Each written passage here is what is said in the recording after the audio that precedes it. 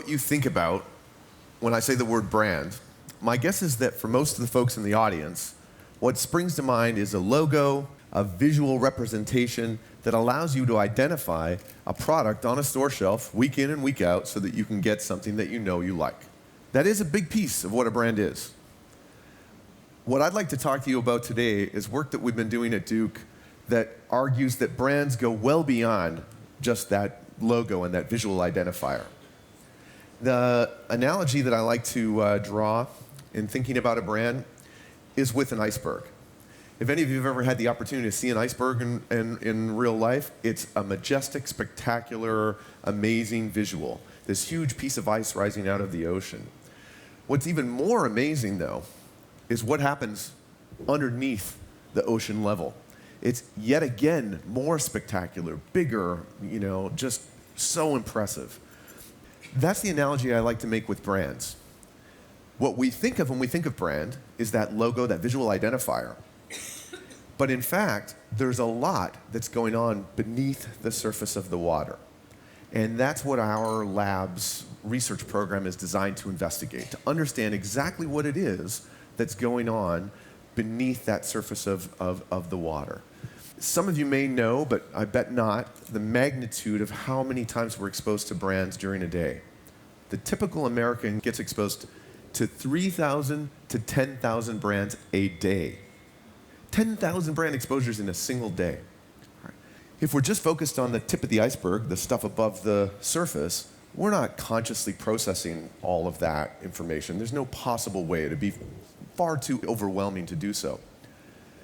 But if you buy the analogy, and there's a whole bunch of stuff happening below the surface of the water, could it be the case that brands are impacting our lives in ways that we would never imagine? Obviously, I'm here talking to you. The answer is going to be yes to that question, okay? So let me tell you a little bit about some of the work that we've done. We're going to take advantage of the fact that a very well-known large company, Apple, has spent a lot of time, energy, and money to build an association between their brand, the Apple brand, and creativity, all right? So many of us will remember the Think Different campaign or the original iPod campaign. These campaigns draw an association in our mind between the Apple logo and creativity. The question that our team began to investigate is, well, is that link with creativity actually going to change us in any way? The way that we're going to go about tackling that is we're going to expose people to a brand logo without them realizing they've been exposed to the brand logo. Okay? We're going to do this using a technique called subliminal priming. There's three groups of folks. One group is going to get exposed to the Apple logo without their knowing they have been. One group's going to get exposed to the IBM logo without realizing they have, and another group's not going to be exposed to a brand logo at all. Okay? What we do is a very simple technique. What people come into our lab and they participate in a simple study, and we say, look, we'd like you to tell us whether the box on the screen appears on the left or the right of the screen. And so what they see is they see a box, comes up on the left, they say left. They see a box, comes up on the screen, they say right. Very simple. Okay, they do this for about a minute. What they're actually seeing, however, is a box that comes up on the screen, a brand logo that appears on the screen, and then a box that comes up afterwards. The box in front of and behind it merge in terms of your conscious perception. You don't realize that you've seen anything other than a box, but I've presented you outside conscious awareness with a brand logo. Okay, either the Apple one or the IBM. All right. Now, is that link between creativity and the Apple logo going to impact us in some interesting way? To test this, we're going to do a test of creativity, which is called the unusual uses task. It's a very classic test of creativity. It's very simple again. I'm going to ask my participants to come up with all the uses they can come up with for a brick other than building a building. So what have you got? Shout them out. Break a window. Somebody always goes to violence, always, right? Okay. Door stop, break a window. The idea is that the more uses that you can generate, the more creative you're being at the time. And let me show you the basic results here. So if you didn't see a brand logo, but just saw the boxes, all right, you generate about 6 uses for a brick other than building a building. If you get exposed to the IBM logo outside your conscious awareness, unfortunately, you become slightly less creative, okay? Apologies to the IBMers out there. However, if you get exposed to the Apple logo outside your conscious awareness, you become significantly more creative.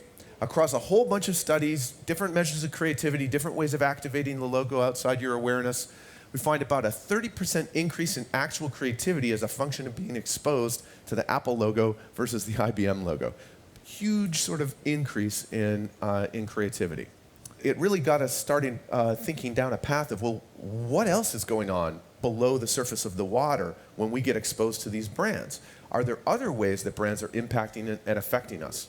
And one of the interesting domains that we started thinking about was we said, well, brands, we use brands in certain ways, right?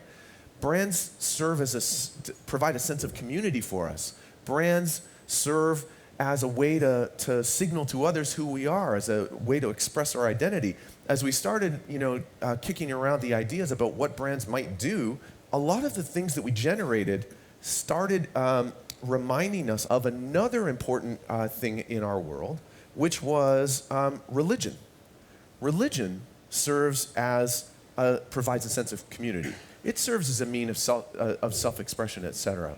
And so we started talking about the fact that as brands have evolved and shifted to become more omnipresent in our lives, is it possible they're fulfilling some of the basic social needs that religion traditionally has served for us? The answer is yes. We tested this in a number of different ways. The first one that we did was we had people think about their religion or not, and then we put them in situations where we could observe how much they relied on brands. So we'd send them shopping, and we'd see, did they come out of the pharmacy with a national brand, Tylenol, or did they come out with CVS ibuprofen? And sure enough, if we have people think about their religion, they're more likely to come out not relying on brands and getting the store brands. Right? Now, you might think, well, that could just be because when we're growing up as kids, I grew up Irish Catholic, those religious leaders tell us materialism is a bad idea, et cetera. Okay? So that led us to think, well, let's make sure that this substitution goes in both directions. So we have people tell us about their favorite number. Tell us a story about their favorite number. What's your favorite number? 7. Everybody loves 7. So you got a number for what reason why 7 is a great number. Tell us a story about the favorite number. Or we get you to tell us a little story about your favorite brand. Favorite brand? Mercedes, okay? All right, so you tell a story. So about your favorite number, favorite brand. Then we come back to you and we take a whole series of measures that are designed to tap into how you feel about religion. And I'm just going to show you one quick little one here.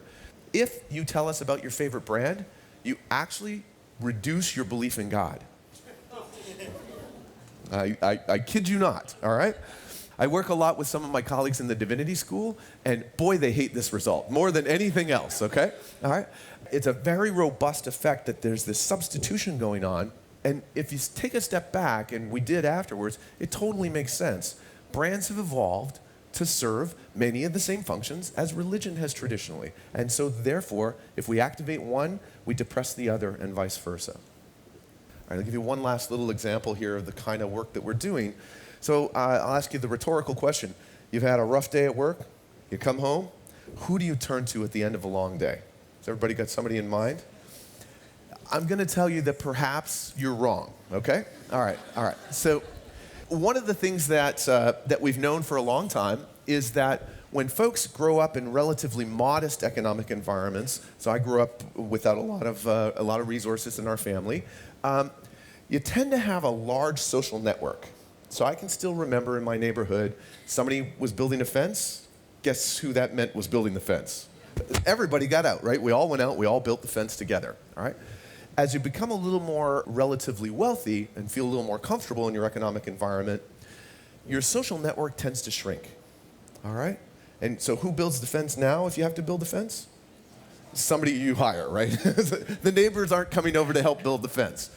So we still have a deep need for support, and especially social support. We really need to be helped out and supported in. And so we started asking the question, well, if you're in a modest economic environment and you've got a bad day, we know you can turn to social folks for help. But what happens if you're relatively wealthy and you have a bad day? Who do you turn to? Is it the person that you're thinking of? Or is it, say, your favorite brand? It's delicious, right? It provides a reliable, positive boost in my mood, makes me feel better. Much more reliable that way than, say, my wife, right? And again, we're finding this really interesting result that brands are replacing some of the traditional functions or other sources of support in our lives, including other people.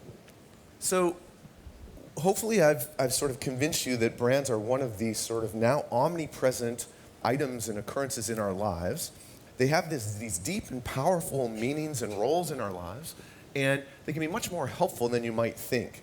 And this really does set up a question: how are we going to choose our brands? Right? It becomes really critical which brands you surround yourself with. And I think everybody in this room, I hope, can come to common agreement on one brand that we would like to become even more central to our lives. And that, of course, is the Duke brand. Thank you.